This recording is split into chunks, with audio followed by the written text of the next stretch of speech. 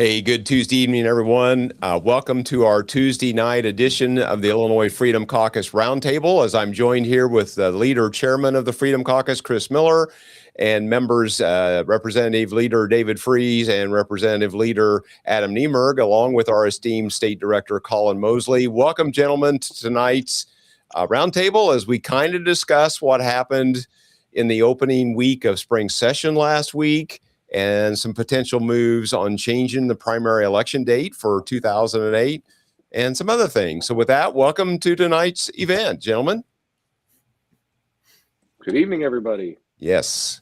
So Director Mosley, let's get right into it, Director Mosley, with the first slide. All right. So again, we're going to recap the first week of session and then talk about the primary. And with that, the next slide, please.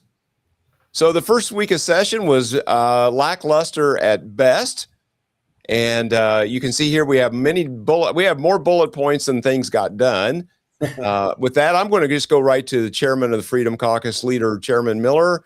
What's your thoughts on last week? Well, one thing that we could do is that we could have a blank screen when it comes to talking about the issues that happened in Springfield last week, because there were zero legislative business that was conducted. One thing that we did discover is that Democrats have a severe case of Trump derangement syndrome, and almost every worthless resolution that they had was only for a soundbite or a press release that they can go back to their districts and let all of their constituents know how much they hate Donald Trump. And we avoided a near catastrophe because there were sources that were talking about that Speaker Welch was on his way to the hospital because he broke his arm patting himself on the back, letting everybody know how wonderful he was, as the Democrats and J.B. Pritzker regime continue to destroy the middle class and destroy the economy in the state of Illinois. Exactly. Well, let's talk about the resolutions that were on Wednesday afternoon. Leader Niemerg, I think there was 5 different resolutions. There was one about condemning law enforcement efforts on immigration. You spoke quite passionately, I believe, about that. What went down on that? Well, first I have to thank all my friends in the Freedom Caucus for giving me, that courage to help speak that way on the House floor. You guys really help a lot. So yeah, we had tariffs, Greenland, ICE, health insurance, and then Speaker Welch ran a resolution basically saying he's doing a great job, which was kind of absolutely ridiculous. But yeah, as Chris said, it's Trump derangement syndrome in the Illinois House of Representatives, and they would rather side with criminal illegal aliens than with the hardworking folks that are trying to restore safety and security to our state and to Minnesota. And they would rather, prioritize that. It's $3.4 billion spent on illegal immigration, $1.2 million goes directly through an NGO to these protesters' pockets to impede federal law enforcement. And you look at places like Florida, they're not having these problems. Those folks are apprehending those rapists, those murderers, those felons. But, these radical leftists that like to, pick up a flash little bomb, you saw that yesterday. They'd rather pick those up. They're so stupid, blowing their own hands off. It's just absolutely ridiculous. So yeah, Trump derangement syndrome was on full display there. Also, Obama had more deportations than Trump. And Obama gave Tom Homan an award, but nobody wants to talk about that. Exactly. Leader Freese, you sit closest to the podium of any of us on this roundtable here this evening. Thursday morning, Speaker Welch brought out a 5-year memorial, I guess, or honorarium of his service to the state of Illinois. Boy, he only got 66 affirmative votes on that. What's your thoughts about that, or any of the resolutions or anything else we saw or didn't see last week? Well, the one that really struck me was it's Resolution 624, and they were bashing Trump about Maduro and Venezuela and Trump's position on Greenland. And then the representative that ran that resolution talked about it, said that Trump's efforts to acquire territories and titles overseas while leaving working families at home to pay the bills. And then she said that we need to prioritize the needs of Americans, but yet these are the same people that, when you talk about Americans, also lump in people that jumped across the border illegally in that group. I agree with her. We do need to worry about Americans and Illinois residents, not illegals. That's where our focus needs to be. And we really need to get these guys on board with supporting law enforcement to get these guys out of our country. Yeah, exactly. Colin, you may want to weigh in on kind of the after hours activity and the cost of the taxpayers. I mean, tens of thousands of dollars in per diems and travel expenses. And then I would guess that there was probably more activity after hours offsite for political meetings of both parties than there was things that happened on the House floor. I mean, we really were only on the House floor for just a few hours over those period of 3 days.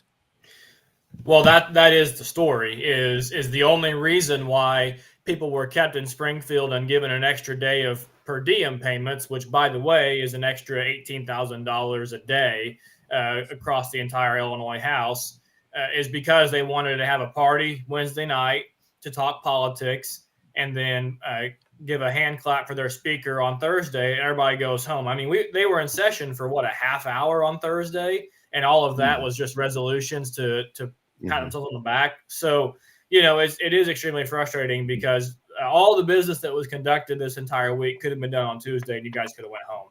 And instead, we had 2 extra days of per diem payments. We didn't need to be there at all. All it was Trump derangement syndrome and Pro Welch. We did nothing. Yeah, no, Adam, you nailed it. We didn't have to be there for any of this crap. Right. No committee meetings were scheduled. None of the important things got done, which the good news is, I mean, there was no bad legislation passed, but then there was nothing good got passed either. So, and again, and if you watch the video on Thursday, heck, I mean, there was 13 Democrats absent before the day even started on Thursday. Right. They knew they weren't doing anything. Right. Yep. Exactly. Well, and then last week we rolled out our priorities. Let's go into the priorities of the Illinois Freedom Caucus as we talk about cost of living and energy. The list goes on and on here. I'm just going to kind of throw it open. If anybody wants to touch on one or two of these subjects, and we'll just go around the room and somebody kind of highlight what they think is important to them and kind of what maybe how we're going to move an agenda forward this spring. I think, especially with the deep freeze that we're in now, energy. Mm-hmm. Oh my gosh, we really need to get on the ball on this. I live 10 miles from a coal power plant. Baldwin Power Plant, Lively Grove's, another 10 minutes away. It's go look at MISO, and I think people on this call have pointed that out. Look at MISO. Look where our energy is coming from: coal, natural gas, solar, and wind don't cut it. We need to stop putting money into this fantasy is what is the best way to put it. Right. I think that's an excellent point you have, Dave. This whole energy thing is built on a green fantasy, and really it's an alternative source of energy because it's far from green when you start dumping 60 to 70 semi-loads of concrete in Mother Earth's womb and destroying the bird population. It's like a bird graveyard below these windmills, but only stupid people expect wind and solar to fuel the energy needs of the state of Illinois, let alone the rest of the USA. But I think one of the real drivers for the misery index here in Illinois is the cost of living, and Biden's Inflation Reduction Act that infused trillions of dollars into the economy. Every critically thinking economist will tell you when the velocity of money injected into a system is going to cause massive inflation. And I mean, every bill that we pay has doubled and tripled under the Pritzker, Biden, Harris regime. And it's going to take some time to unwind all this crap that they pass. That's absolutely destroying the middle class and destroying the economy. Yeah, I think it also boils down to regulations. We have a very high regulatory industry here in the state of Illinois. It comes down to energy, insurance, business taxes, corporate income taxes, personal income taxes, just everything that we have in this state that just drives the cost of living through the roof. And right now, energy is a very big issue, like David and Chris said, because it's a situation where we're cold right now. We need the energy. And I hear folks sometimes, whenever we're in committees or just out and about, they'll say, well, we need to have coal and natural gas, and we're not against wind and solar. It's just not ready there yet. We just need to, a couple more years. We need to get kind of like saying that it's okay. No, I'm with Trump. It's never gonna get there. It's never gonna meet our energy needs. It's never gonna do what it needs to do. It is a green news scam, and it needs to be eliminated. And yet you, the taxpayers, are paying for it. So you got to ask yourself a question. If it needs to be subsidized by the government, then in order for it to succeed, which it's not succeeding anyway with subsidization from the government, you need to ask yourself if it's practical and if we need to do it or not. Right. Director Call. Those cost of living, I think we need to throw in workers' compensation and unemployment insurance. I say that every time I get in front of somebody. That drives up the cost of business, which drives up the cost for everybody. I don't care what you're doing. You're buying products or services in this state. That's a tax on whatever you're purchasing. Right. Yeah, and I have a border district, so I've got folks that can call somebody, an HVAC contractor in Vincennes, to come over, or somebody to come over for Terre Haute, and they can get that job put in a new geothermal or whatever it may be, furnace, gas, whatever. They can do that for a lot cheaper than the guys that I have in my district because of the regulatory issues with workers' comp and all of that you just laid out, David. Yeah, no, I have the same issue in my district. And I got contractors say I can't compete with the guys across the river in Missouri because of those issues.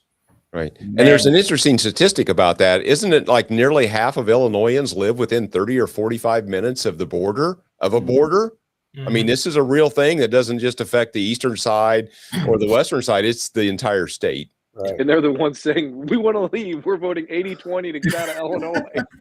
Right. Exactly.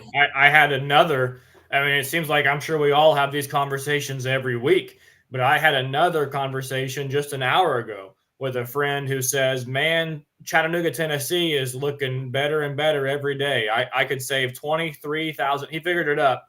Same home, same job. I could save $23,000 a year for my family to move to Chattanooga. Right. So, for most people, it's a no-brainer, and that's going to keep happening. Right. Yeah. Well, just after this weekend, though, you need an ice scraper to live down in some of those southern, south central states. But that's the subject for another day. You have to have a snowplow to live in central Illinois after this last weekend. But and a backup generator. Yeah. Well, we kept the lights on here. So, hey, I'm sure we can talk about those subjects and many more. But let's go into the next slide. The Democrats are up to their shenanigans again. They want to move the primary up. Instead of the mid-March date, they want to move it into potentially a February date to be kind of first in the nation or as early as possible in the nation. They did this back in 2008 for Barack Obama. Gentlemen, this is just kind of riddled with problems. We have a lot of our election judges and others that winter outside the state of Illinois. It's tough for them to get back for a March primary sometimes. And when that's just the nature of the territory in Illinois, we just have a lot of our people winter outside the state that are election judges. And the other thing is our winter weather. We just talked about that. The winter weather that we experience in January and February is typically really unpredictable and can be really tough. So to be able to have this mid-February or a February primary could be really problematic. And I know they said, well, just vote by mail, which is what they want anyway. But then we see the revelations that's coming out of the post office about the postmark situation. So this is just a real problem. I'm just going to throw it open. Anybody want to comment on this primary date thing? Is anybody really surprised? JB's been running for president for at least 2 years, maybe 3, depending on how you look at it. So it doesn't surprise me at all. It's just, the things that we deal with on the House floor. If they can't comply with the rules, they just suspend the rules or change the rules. So here we go again. Yeah, it's really amazing how they legislate their political power, right? And it's interesting because they'll change the rules in any way, shape, or form, and things you think that would violate the Constitution. Well, first off, the Illinois State Constitution, those judges get a lot of money from J.B. Pritzker, so who knows? They're probably not going to rule in favor of the Constitution. But yeah, we're looking at a February primary day, and all of us on this call have spent our entire political careers fighting against Governor J.B. Pritzker, and him running for president. I'm wondering, the most woke governor in the country. Okay, I have the highest combination of state and local taxes. I have the Safety Act, which allows violent people back out on the street. I have all this illegal immigration issue in the state of Illinois. I have the biggest budget. It's gone up 51% since my tenure. Plus, I want girls to have boys in their locker rooms, and I want boys to compete in women's sports. I mean, the list goes on and on and on. How do you sit there with a straight face and run an election based on that? I don't understand it. Yeah. Well, maybe in a general election, he might move more to the center. Then he might become more centrist in a general election once he gets through his primary. It's our job to remind that. We have to remind everybody, and everybody listening needs to remind everybody of who this guy really is if he tries to pull that. Yeah. So the thing this brings up for me is we just talked about how much of a waste the session week was last week, and how desperate people are for relief from energy prices, from taxes, from crime. And the Democrats are already 2 years ahead. Their eyes are fixed on the 2028 election. It's like they don't even care about what people need right now. They're more interested in getting their billionaire bully prized horse, to the primary in 2028. It's just really, I think, a clear picture of where their priorities are at. It's not for relief for the people right now. It's about the White House.